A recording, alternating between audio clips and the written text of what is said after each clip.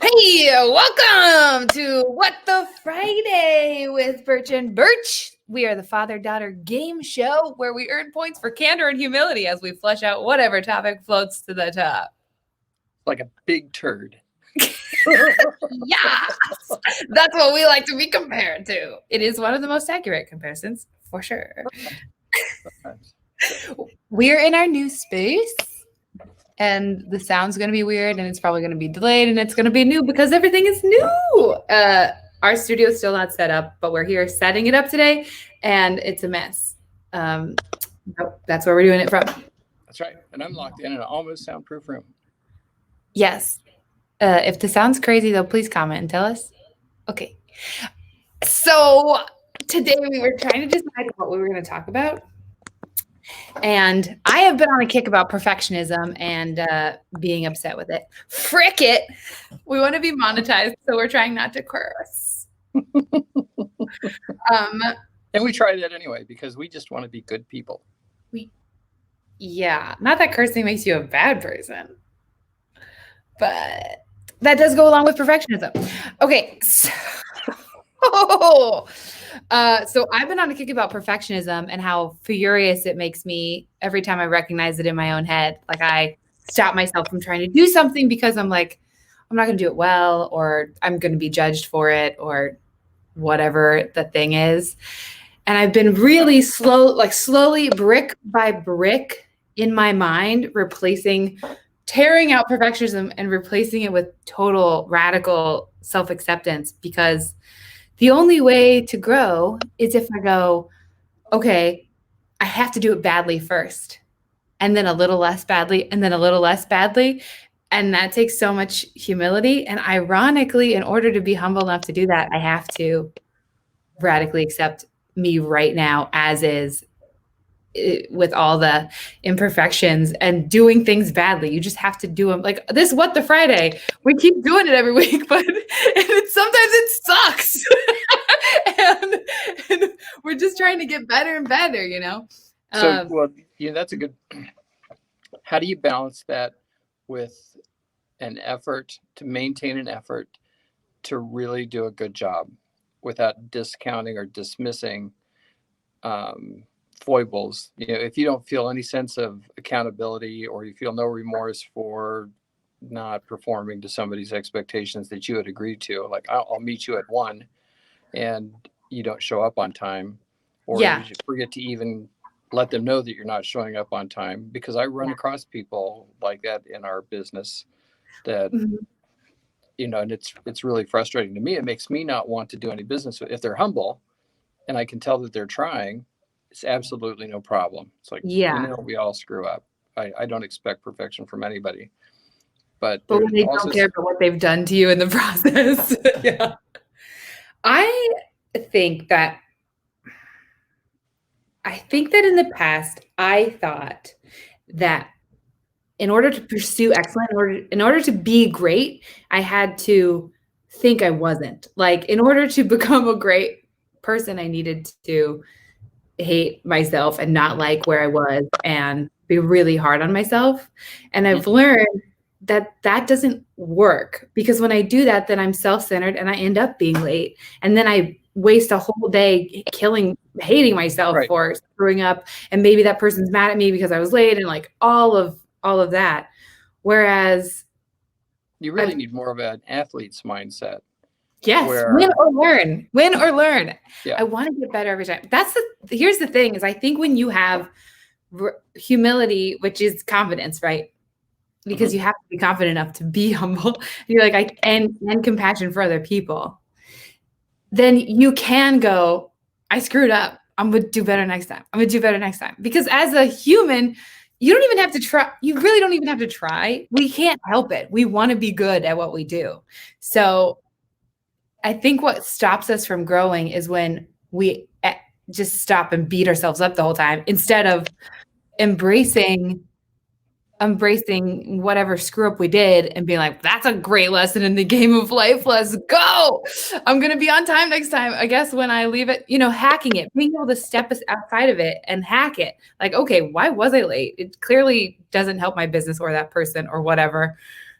why, maybe if I leave earlier, well, how do I, in my brain, get myself to do that? I guess I'll have to say, if I need to be there at this time, I really am going to say I have to be there 15 minutes early, and I'm going to put my shoes on earlier. I don't know, something simple like that. But playing a game, that's the way I think about it.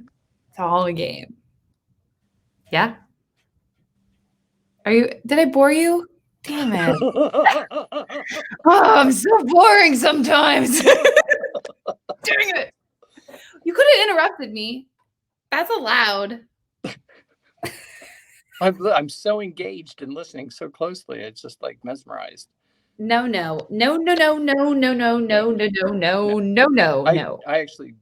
I agree with you. It's often hard to let go of that sense of accountability, or that sense, because I think a lot of us use that as a motivator, the negatives. If I don't do this, I'm going to suffer these negatives. I'm going to feel bad about myself. I'm going to feel bad about this. They're going to think about me this way. They're going to think about me that way. That we're going to be canceled.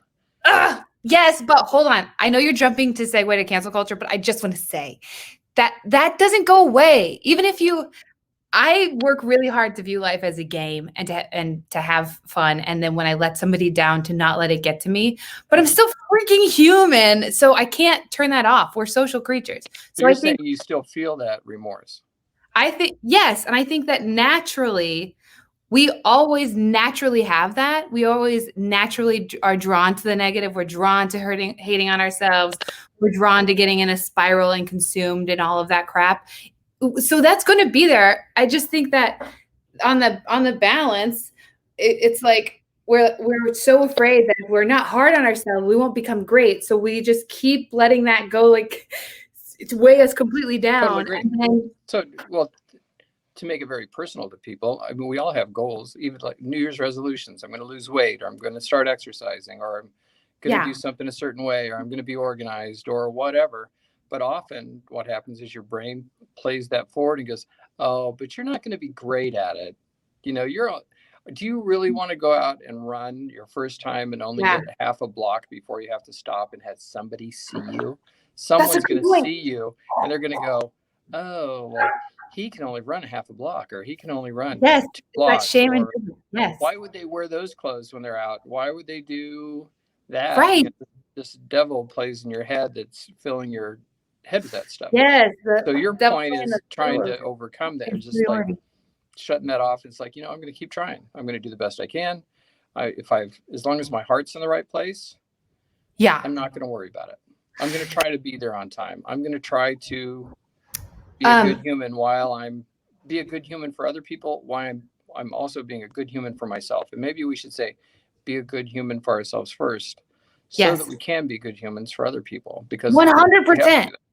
100% true. Also, okay, so I'm really glad that you mentioned that, because revolutionized my life when I heard Andrew Huberman is this brain scientist, neuroscientist, whatever. He studied Navy SEALs and how they made it through BUD/S. And I've talked about this before, but I'm going to talk about it again because it changed my life. He was explaining how they make it through the most intense, torturous circumstances. And it's celebrating these tiny little wins. Like you were just saying, I'm going to make it half a block. And then what? If you can hack it in your brain so that you celebrate the stupidest little things that normally you would totally ignore, you become a superhero. Because it sounds insane. And if anyone overheard your brain, you would be like, my form was great. I just ran half a block. Yeah, that's way more than I did yesterday. I'm getting great. Oh my gosh, this is amazing. I brushed my teeth today. There are so many people who skip that. I showered, and when I showered, I took extra time exfoliating or whatever. I don't know. But like, I celebrated that crosses yesterday. My mind every day. And because my foot has like all of that gross skin happening right now, and I have to exfoliate. I do that in the shower in my head. I'm like, I am taking really good care of myself. I'm so proud of myself. And I know that sounds insane or like overinflated, but it's really helpful having a fun life that you can keep progressing. Then you fall in love with progress. Back to the Navy SEALs thing. They fall in love with the progress. So every little step forward, every little time, if you have to stay underwater for 4 minutes, at 30 seconds, they're like, I'm a badass mother effer. I'm a badass. Look at me. I'm still under here. Look at that loser just went up. Look at that. Like, I'm awesome. awesome. That donut all by myself. Yeah, I finished that donut all by myself. So since I heard that, I have been trying to celebrate anything I can, and not in a false way, but literally looking for what's worth celebrating here. So is the segue. Yeah. The point is that we don't want to be guilty of cancel culturing our own opportunities because we're afraid of the failure. Oh, nice segue, Conan. That's really true, though, isn't it? Because what happens is you second guess, you're negative about yourself, and you cancel yourself out. You screw up once, and instead of forgiving it, instead of being like, oh, I made a mistake, that means I made a mistake. I've been on the right path and I made a mistake for this 1 minute, this one meal, this one whatever. Cool, I made a mistake. Whatever. I'm still the same awesome person who did a great job the last whatever days or minutes, however long you've been doing a good job. And then we have this weird ability to wrap our identity around the one time we stumble, and we're like, oh, I guess I'm a person who falls. You're like, you just walked the whole block and you fell once, and now that's your whole identity, the fact that you fell. You've been climbing and you stumbled, and when you stumbled, you're like, I guess I'm a bad climber, I stumbled. And anyone else who's behind you is like, you just climb. You see how far you climbed, right? I don't understand. And then you give up, you sit down, and you're like, guess this one's not for me. And the people behind you are like, I don't understand. Yeah. And the again, trying to segue back to cancel culture and how that works. Right. Well, no, I was using that as cancel culture, because cancel culture is, you do one thing wrong, maybe now, maybe in your past, and it takes you out. You're done. Right. You are no longer worthy. Okay, I want to capture that. Now or in the past. We are all on a journey. All of us. Okay. Today we are a hybrid version of what we were yesterday.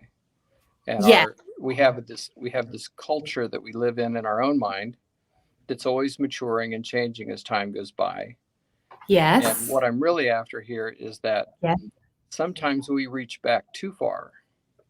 Yeah. Okay. And so I'm right now I'm thinking of a family member that you don't know about that has a struggle because of the way some of us were raised as children. Okay. And your mind races to those historic events that were formative to you. And today you're still operating with some of those operating systems in your mind that you were raised with, but it's a different world today, and you're a different human than you are. And frankly, the people that you feel wronged you were on their own journey the exact same way. Right. So, the temptation is to cancel them. They were bad, they were evil, they did this, they did that to me. I am this way because they did this. And you might be right. 20, 30, 40 years ago. But they were on a journey too, and they failed. They failed in that moment. Yeah. And maybe they failed their entire life, but that's their problem. And now it's your problem to get past that so that you don't continue that cancel culture mindset toward yourself. You have to be a transition figure. It flips back to, let's use alcoholism, because there was some of that on my mother's side of the family. And if you have an alcoholic who's abusive, and they have a child, and that child becomes an alcoholic that's abusive, and they have a child, and that child is an alcoholic that's abusive, what you're looking for in that chain is a transition figure, the one that doesn't participate in cancel culture, the one that says, stops with me. This is done. I'm not doing this. And they stop it, and they move on, and they don't look back to this. Because, they were like that. That was them in the moment. That kind of stuff happens, and it sounds good, like I'm making this sound like it's easy to do. It's not easy to do. I have my own problems that way. I revert. There are triggers that trigger me right into an old mindset caused by whatever. So my practice is it doesn't matter. They were just being who they were in the moment. I don't know why they were that way. I don't know what the thing was. And now, maybe right or wrong, I don't even want to figure it out. Yeah, it's I'm kind of not a interested in it. I don't want to create my own. I want to go out and jog my half that's block. very true for the way that you handle life and past traumas. You just kind of go, I'm going to ignore those. But you also, I think what you're also saying is, which I don't know is healthy. That's why I'm laughing. But what you're basically saying is you forgive people for you, not for them. And also, it's that Buddhist quote, being angry at somebody is like drinking poison and expecting them to die. And that's basically what you're saying. It's like, don't throw, and also kind of don't throw them out is what it sounds Don't like. throw the baby out with the bathwater. Is your point, don't throw the baby out with the bathwater. They might have sucked before, but what if they're great now? They've changed a lot. Yeah, well, there are parts in them that are probably still good. There are things, and just because it's not perfect, because they're not perfect, doesn't mean that they have to be shut out completely. I mean, there are lots of examples of people that are not good for you, and you need to shut them out. The impact but on I'm your just life. saying, generally speaking, sometimes we can be pretty flippant about why we terminate friendships, why we terminate relationships of all kinds, why we even terminate our own prospects for great things to happen. Those things happen, and it's canceled. And I want to try to cancel culture is on my mind. It's so easy. I think that when we start raising our expectations of other people to the point that we're going to boycott them, sometimes maybe that's appropriate. Sometimes it's not, especially if it's something that's historic. Okay. Here's the thing, Dad, I love the conversation topic that we're choosing, but we're so vague right now that I can't grasp onto it like at all. Okay. Well, I'm not sure. No, I'm sorry. My face just now is because of the loud conversation. Let me be direct. So let me think of an example. I've got an example. What about Chris D'Elia? Who? Chris D'Elia, the comedian that was sleeping with a bunch of girls who had just turned 18. Just turned 18. And there was all of this screenshots of him doing things and all of this stuff. And then he came back a year later. He just came back. And he was super followed that at all. I'm clueless. I think I've heard you talk about it, but I don't follow him. I don't watch him. I don't know. I haven't seen a show of his. Well, okay, so here's my interest. Okay. So there are two methods that I witnessed as a response to cancel culture. One is this Machiavellian response, which is essentially you just dismiss and discredit all of the people who are coming against you. And it's fascinating and effective. Tucker Carlson did it really well. There's a YouTube video about this. So it's like this, basically you say Morgan is an evil person who secretly pretends to be a kind person, but behind closed doors is not. And here's a specific example. And then I go, as soon as I hear that, before the news hits it, if you call me for a quote or something happens, the Machiavellian response, which is very effective, which is what Tucker Carlson did. They had an article about his family. He went on air as soon as he got that call, like the day he got that call of, do you have a comment? And he was like, the New York Times, he just smeared everybody who said anything bad about him. He said, it's a conspiracy against me without using the word conspiracy. They want to drag down people who disagree with them, and they're going to try their hardest, but I am here to be honest and truthful and tell you who I am. And if you stand by me, you stand by me. And if you don't, you don't. But I'm not going to hide because these people want to tear me down. I'm going to stand here and be the honest man that I know I am. And it was wildly effective. The story got buried. Nothing happened. It was like the best response to an attempt at cancel culture ever.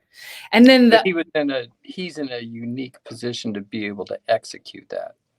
Actually, I don't think so. So a lot of the comedians and all the people who've been canceled, a lot of them have podcasts, Instagram, Twitter, anything. They have a platform where all of their fans who are hoping that this is not true are there waiting to hear their message. And if they went with that approach, it's effective.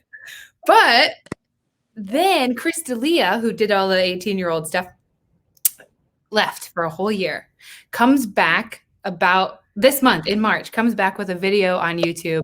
And it's like 15 minutes long of him being like, I screwed up. And I didn't even know I was screwing up. Honestly, I thought I was doing what anybody would do.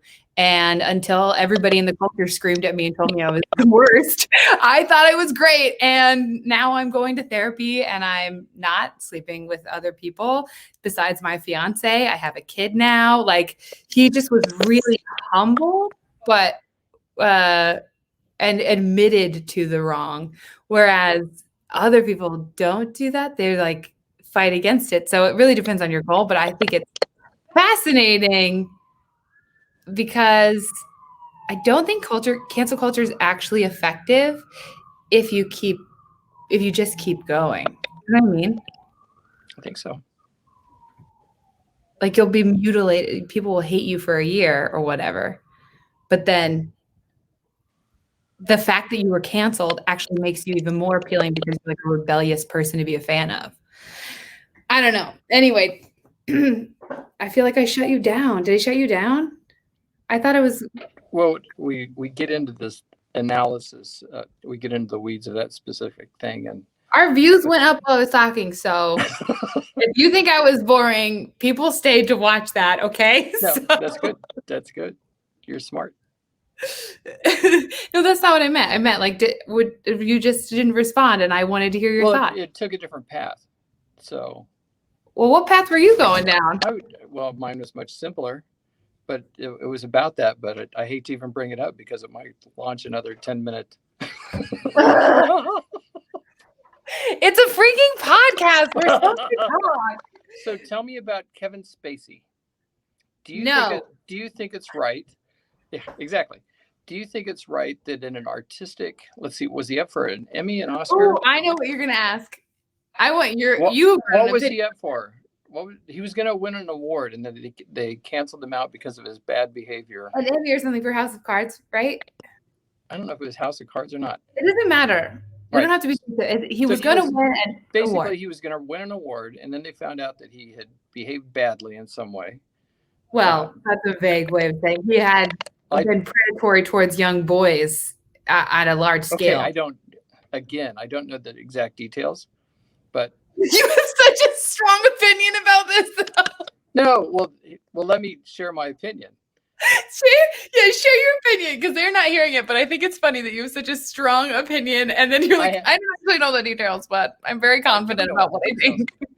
The details that I think I do know, or I think I do remember, is that he was supposed to receive an award that was based on his performance in an artistic effort. Yes. And they canceled it.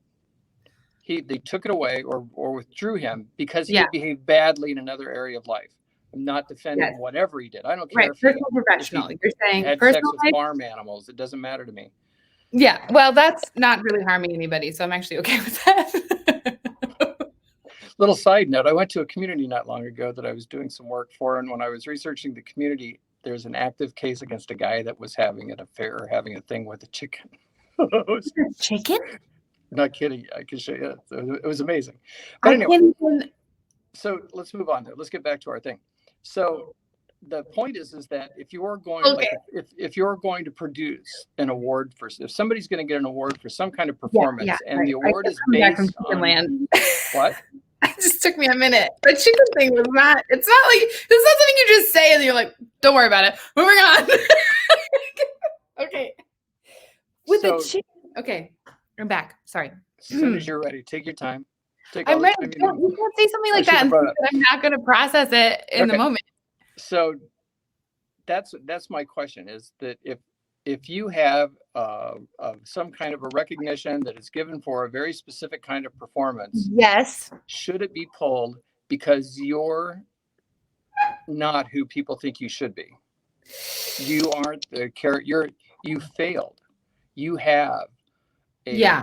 Or like Kevin Hart not being able to do the Oscars because he made a gay joke a joke about homosexuality like 7 years before or something. Right. And my concern is, I'm not saying that in any way that past bad behavior should just be overlooked or it's okay. But times change, people change, and all of a sudden, I don't know anybody that's perfect. And I don't know that I know anybody that would want 100% of their life and their true being and actions as a human being to be known by the population as a whole. And if anybody would be perfect enough to actually receive an award, because they'd say, well, aren't you the one? Didn't you do this? Didn't you make this do that? Did you say this? And if you have any kind of public life or online life, which we have, then it's easy to track if somebody wants to find the bad thing about you. There's a guy who got hired as an SNL writer, and the same day he got fired because he had made a joke like 3 years ago or something that was just offensive enough that NBC was like, it's not really wrong, but it's there's a whole army against you now. As soon as it was released that he had been hired, a whole internet army came after you. Yeah, I worry that bringing it full circle, I worry that our hunger to right past wrongs is going to eliminate our opportunities to achieve great things, because imperfect people can do great things.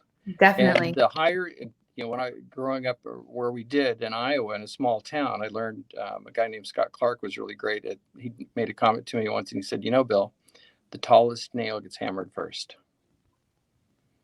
And that's the way our culture works. It's the easiest. Yeah. If you're trying harder, if you're trying to achieve something great, if you're climbing the ladder in your company or in your community or in some group that you're in, eyes look at the leader. That's the one. With great criticism. If there's an industry that people don't like, they'll look at the leading industry people and they'll demonize them. Bill Gates.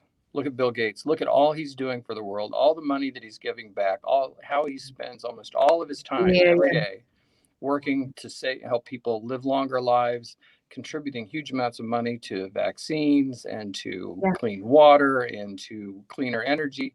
And yet, because he's doing so much, because he's really dedicating himself to that, people are sharp. He's the tallest nail. And people look at him and it's like, he needs to be brought down. He's not perfect. And then when you get in when you have that attitude, that attitude doesn't just stay in its little niche. You don't get to just pick and say, I'm just going to be a butthead in this very little genre. No, odds are, if you're a butthead like that, you're probably a butthead in a lot of areas. Yeah, definitely. You're going to do that. You're going to talk about everybody that way because it starts to get to be a habit. It's like, oh, well, you think you're all that. Well, you're not that.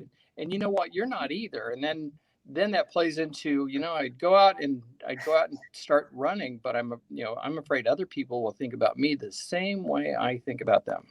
That's the man in the arena speech. It's the Theodore Roosevelt dare greatly man in the arena. It's not the critic who counts, who's sitting on the sidelines, who's sitting in the bleachers with comfort, able to yell about how the players on the field are playing wrong. It's the man in the arena, muddy and marred, who, if failed daring greatly. And I think now more than ever, if you're going to try to be great, you have to expect that it's going to be a really loud crowd of people who are going to try to tear you down. And I think not only loud, they're physically aggressive. And effective. They can truly get you kicked out of your job or knocked out of whatever the thing is that you're doing. But I kind of think that's the risk now. No question. I definitely think that's the risk. And maybe the risk is too high. Like maybe that's what you're saying. Maybe it's stopping people from doing phenomenal things that would make the world better because that's where I'm going. Is how much, because now damning can we be as a community? How damning can we be as a people and still expect a continued high standard when we're like screaming on one hand, We need someone to do this. We need someone to take care of this. We need someone that really cares about this. And then our actions say, if you try that, we will all shoot you. Yeah. You will die. So we're Yeah. telling you, try to walk across Save the us, bridge. but please know that we're going to kill you in the process. Yeah, you're not going to make it because, frankly, while we want that in people, Yeah. no one exists that can do that. So, so there's this disconnect in our mind that we don't recognize how we are creating our own self-fulfilling prophecy. We are going to be canceled. Oh, individuals. If we're people who will cancel others, and it spreads. I mean, it spreads like wildfire because doubt is so easy to spread. There's a study about it too, of just an off-base claim for an otherwise really strong, great argument, and this is no foundation to doubt. But the human mind takes a seed of doubt much quicker than a seed of hope. Yeah, absolutely. And scary, but I guess, okay, so what you're saying sounds like, why would anyone try to do something great or have any kind of visibility if they might get shot down in the process? And I think that's always been a risk. It's just that we hear those voices louder now because of the internet, that they're almost as loud as, that because you can see the hate more clearly. Absolutely. To me, it's more dangerous now. I think you're right that it is. And we as individuals have to, it used to be that we could skippity-doo-dah through our life and be whatever bad, biased, racist, angry person we were, but we had a limited impact. But now there are people that spend a huge amount of time just being internet trolls, just being damning, practicing being damning, flipping on to social media things and saying whatever hateful thing they want to say. I have Twitter and I'll look through news feeds. I wonder how people feel about that. And I don't like holy cow. Yeah, Twitter's aggressive. But I guess what I want to walk away from this conversation right now, we're walking away from this conversation being like, don't even try. That's what it sounds like. The Charles Bukowski on his gravestone says, I don't feel that way. I don't feel that way either. I think people listening might feel that way. Huh? You think people listening might feel that way?